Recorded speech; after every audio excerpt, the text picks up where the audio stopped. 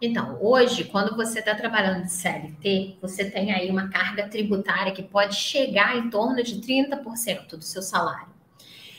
No CNPJ, na atividade de desenvolvedor, de programador, você pode, se você prestar serviço para dentro do Brasil, a gente enquadra vocês numa alíquota para iniciar pagando 6%.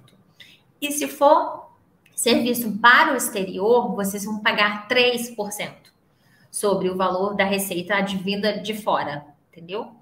Então, é bem mais vantajoso, embora às vezes na CLT tenha sempre o risco, o medo, né? Ah, porque eu não vou ter mais o FGTS, eu não vou ter mais o seguro-desemprego, às vezes perde algum benefício ou outro, né? Mas é necessário colocar na ponta do lápis.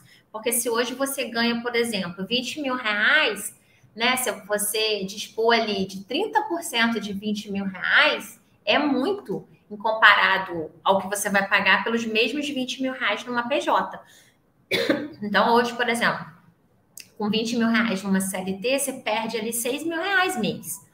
Agora, se você tivesse numa PJ, suponhamos que fosse dentro do Brasil e você fosse pagar 6%, você está pagando 1.200. Então, é uma diferença muito grande, né? A gente está falando aí de uma diferença de R$ 4.800 mês, que aí precisaria os seus benefícios serem maiores do que isso para ser vantajoso. Tá? A conta que você tem que fazer, basicamente, é essa. Uma pessoa, um dev, ele não quer, ele não sabe por onde começar. Olha, eu não sei quando que eu tenho que procurar um escritório de contabilidade, eu não sei quando que eu tenho que fazer a minha contabilidade, eu não sei se eu tenho que declarar o imposto de renda ou não, por exemplo. Quando que você recomenda aquele desenvolvedor ele procurar um escritório de contabilidade para começar a iniciar e começar a cuidar dessa tributação para acabar não tomando a mordida do leão lá na frente? No momento em que ele fizer o contrato dele. Por quê? O escritório de contabilidade ele vai orientar ele não só na questão tributária, mas em toda a gestão financeira dele. Porque existem muitas dúvidas, por exemplo, eu abro um CNPJ e eu preciso ter uma conta no CNPJ, ou não, eu abro o CNPJ e continuo recebendo no meu CPF. Isso é um erro muito comum, né, que o pessoal comete. E aí, essa orientação de como receber o dinheiro, como gastar o dinheiro, como gastar, que eu digo assim, o que você paga na pessoa jurídica, o que você paga na sua pessoa física, como fazer essa separação para que na hora de fazer uma declaração de imposto de renda ou que houver um cruzamento da Receita Federal, você não seja pego. Então, assim, como você fazer a sua análise financeira também, como você fazer a gestão do seu negócio, né? Então, tudo isso o escritório vai te dar como suporte. Ele não vai só gerar guia para você. Ele vai te dar a orientação de como fazer, como você gerar guia, como você gerar uma nota para você pagar o menor imposto. Porque às vezes a gente constitui a empresa e bota lá diversas atividades para te dar um leque de opções. Mas cada atividade tem uma tributação diferente. Então, a gente está aqui para orientar e dizer, tira em tal atividade, se isso não for influenciar no seu contrato, porque nessa você paga menos, nessa você paga mais. E aí, às vezes, quando a gente faz uma diferença dessa, o cara deixa de pagar 15% para pagar 6%. Então, é um impacto muito grande financeiramente. Entendi. Então, o ideal fechou o contrato, né? Tá lá com o contratinho lá fechado e tal, já busca um profissional de confiança e de preferência também um profissional que tenha conhecimento dessa área de vocês. Porque eu vejo, às vezes, vários de vocês pagando imposto, prestando serviço, por exemplo, para o exterior, sem usar a redução tributária que é permitida legalmente, entendeu? Usa carga cheia porque às vezes o profissional não tem o hábito, né, dessa categoria, ele não sabe que tem essa isenção tributária. Porque existe uma isenção tributária, né, pela divisa de receitas, que diminui a carga tributária de 6 para 3. E aí acaba pagando um dinheiro totalmente desnecessário. Paga se necessário, exatamente. Em alguns casos a gente até consegue recuperar, em outros não. Porque Entendi. dependendo da forma como você emitiu a nota fiscal, às vezes não dá para recuperar mais. Entendi. E é o João que perguntou, por exemplo, que ele gera as notas fiscais e a empresa aceita o KNAI dele. Ahn, então, Perfeito. tudo bem? Perfeito? Tudo bem. Ele pode ter algum problema futuro, alguma coisa do tipo? Não, se a empresa aceita a nota que ele dá e o valor que ele recebe é compatível com a nota que ele emite, tranquilo. E aí o ideal também, já que ele é MEI, é que ele receba esse valor na conta do MEI. Ele abra uma conta, né, em nome do MEI e não no CPF dele, para poder separar também. Show de bola. O Jaime, por exemplo, perguntou, a gente frisou aqui da questão de começar com 15% e tal.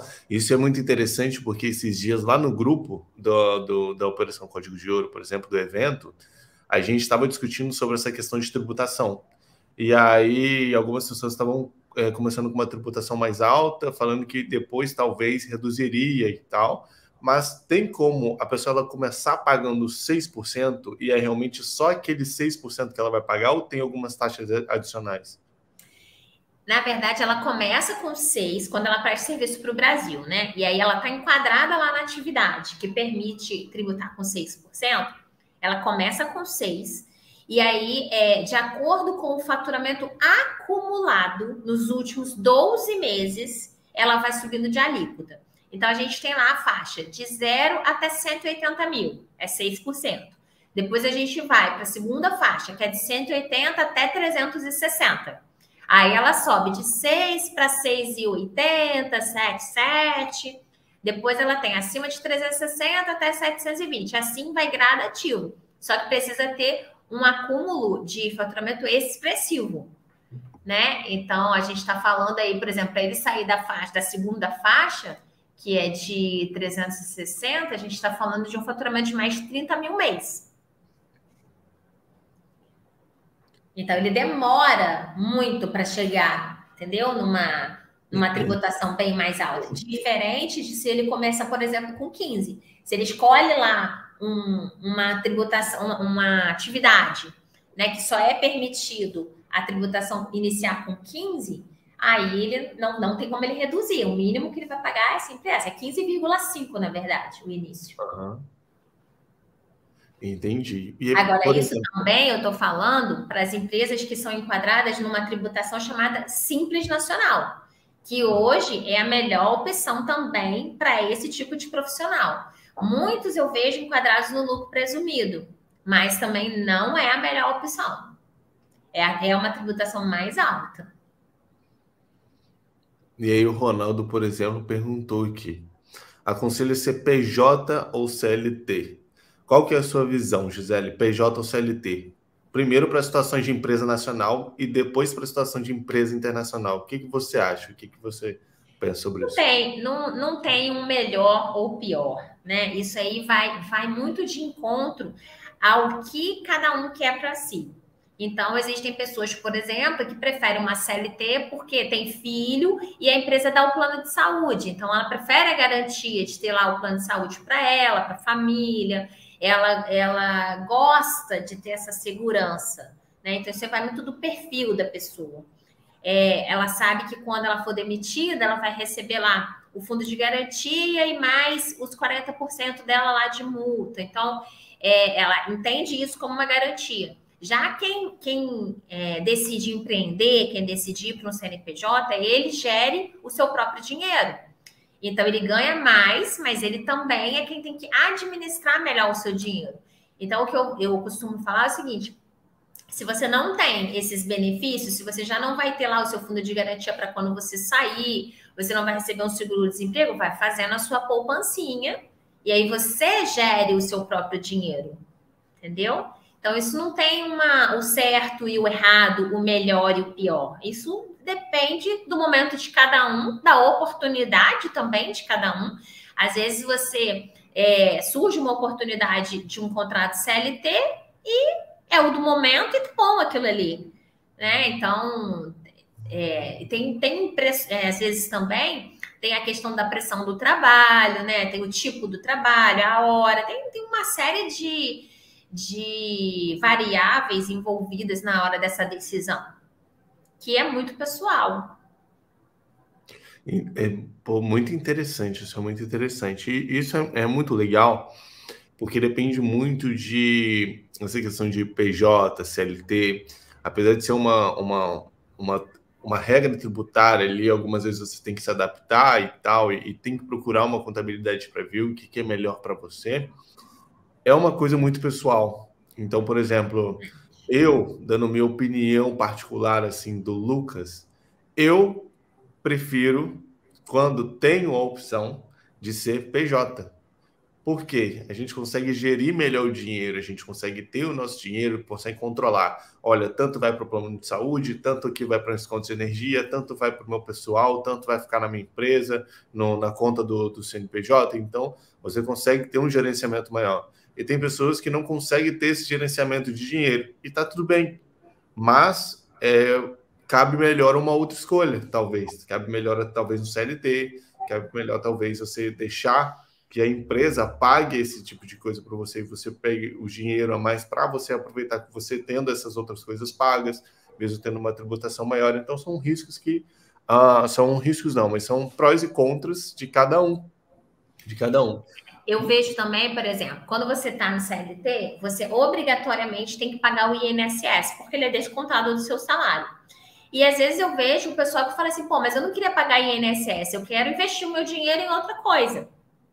Eu quero lá comprar Bitcoin, eu quero botar em ações, eu quero fazer outra coisa. Mas no CLT você não tem essa opção. Você obrigatoriamente contribui para o INSS.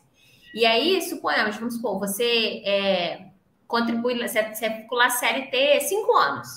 E aí, depois disso, você resolveu empreender ou fazer uma outra coisa, você não quer mais contribuir para o INSS. Se você não contribuir mais, você perdeu esses 5 anos. Entendi. O dinheiro ficou perdido, entendeu?